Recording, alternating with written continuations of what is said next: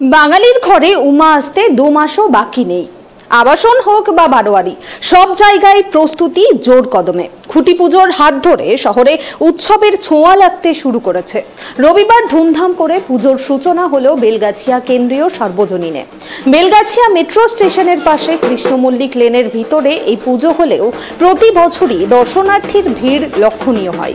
এবার 97 বছরে পা দিল বেলগাছিয়ার এই পুজো। এবারের থিম মায়ের বাড়ি। থিম শিল্পী হলেন সুব্রত বন্দ্যোপাধ্যায়। থিমের প্যান্ডেল হলেও প্রতিমা সাবেকি।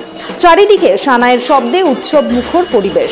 সম্পাদক অজয় মণ্ডল জানালেন, খুঁটি পুজোর মাধ্যমেই উৎসবের সূচনা হয়ে গেল।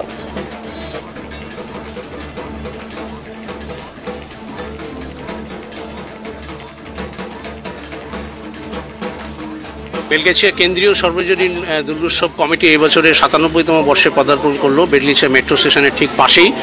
এবং প্রতি বছরের মতো এবারও আমাদের এই খুঁটি পুজোর মধ্যে দিয়েই, আপনারা জানেন খুঁটি পুজোর মধ্যে দিয়েই এই দুর্গোৎসব তার শুভ সূচনা হলো 2024-এর যে জাতি ধর্ম নির্বিশেষে পশ্চিমবঙ্গের শ্রেষ্ঠ উৎসব আমরা মনে করি এই দুর্গোৎসব। আগামী কটা দিন আমরা সবাই খুব আনন্দে থাকবো। দুর্গাপুজোর সময় আপনারা জানেন 8 থেকে 80।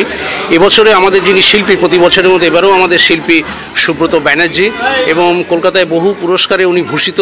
তার স্টুডিওয়ে আমাদের সেই চিন্ময়ী মায়ের মৃন্ময়ী রূপ আস্তে আস্তে রূপদান হচ্ছে।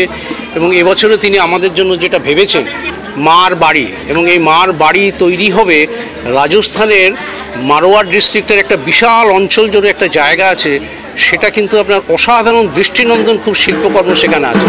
সেই শিল্পকর্মগুলোই কিন্তু আমাদের এইখানে এই মণ্ডপে এবারে তুলে ধরা হবে। মা যেহেতু এখানে অধিষ্ঠিত হবেন, সেই জন্য আমরা সেটাকে মার বাড়ি বলছি।